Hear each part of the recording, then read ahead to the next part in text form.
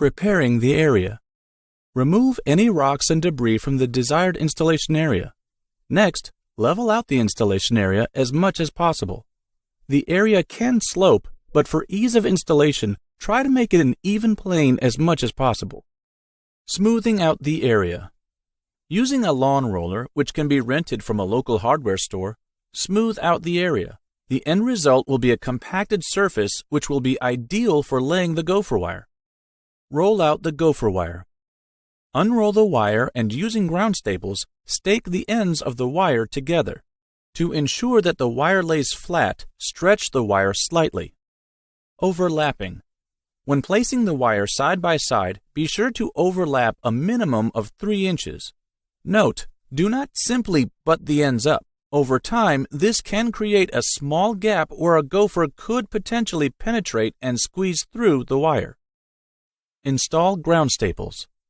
To ensure that the wire stays in place, use ground staples to secure the wire to the ground every 18 inches on the perimeter and overlapping areas.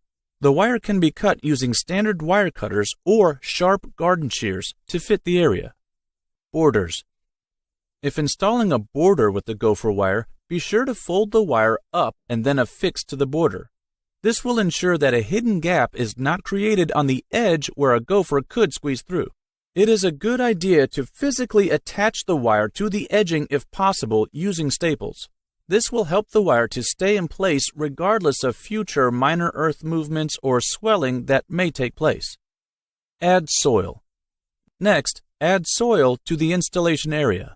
Spread an equal amount of soil covering the wire under an equal depth of 1 to 1.5 inches. After spreading, use a lawn roller again to even out and compact the soil on top of the wire. Lay sod. Next, lay the sod on top of the area.